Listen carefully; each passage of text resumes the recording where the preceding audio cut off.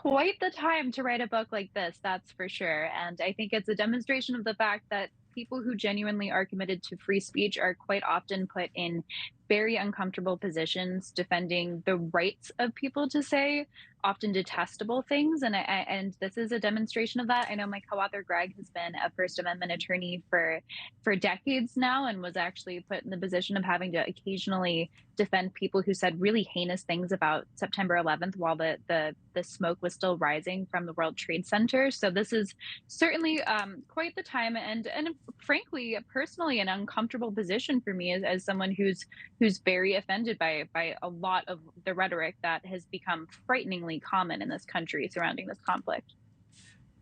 Greg, I guess the question is, I may defend to my death your right to say things that are extraordinarily offensive.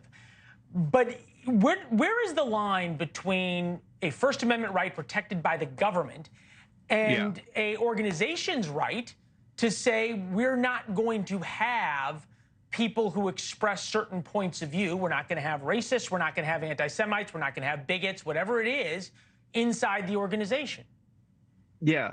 I mean, our definition of cancel culture is the uptick in campaigns to get people fired since 2014. So by our definition, this fits because we are talking about things that maybe a company can legally do, but it should still give us some pause. I want to be really clear here, though. A company absolutely can decide who they hire. That is 100% within their call. But if you look back to 2020 and 2021, I particularly don't want people on the right suddenly thinking, oh, yeah, we should cancel them all.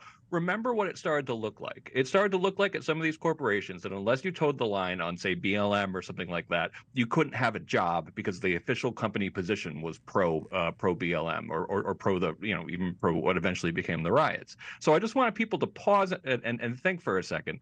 If you want it to end up in a situation where basically you can't have a job and an opinion at the same time. I understand the outrage, and universities have been incredibly hypocritical about freedom of speech. And the fact that Harvard is now actually trying to claim it's good on free speech is, unbelievable. They finished dead last at our campus free speech ranking, and they have, and it's very convenient that now they're discovering it, but they have a lot to prove.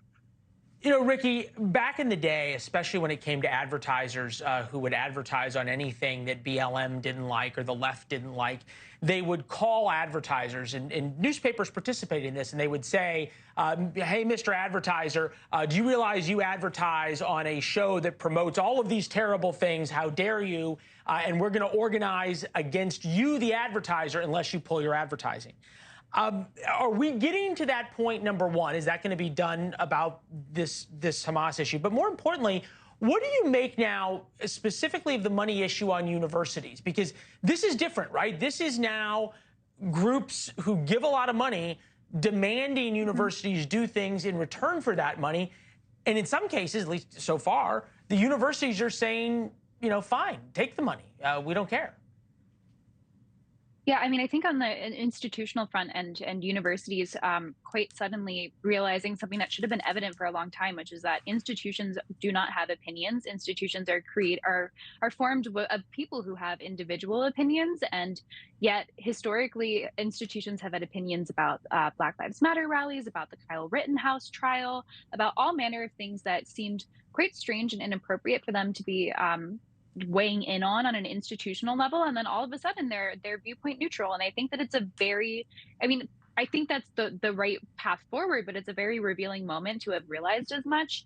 I wouldn't be surprised though if this financial pressure does ultimately cause more and more schools to reverse course on this neutrality, because this is pretty unprecedented and money talks, and certainly these institutions are awash in money with donors and would be fundamentally changed if that was to truly and meaningfully go away.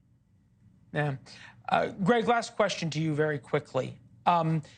Is this perhaps not to say that cancel culture is necessarily turning full circle and starting to eat its young, if you will, but this may sort of force the end to it? Mm-hmm.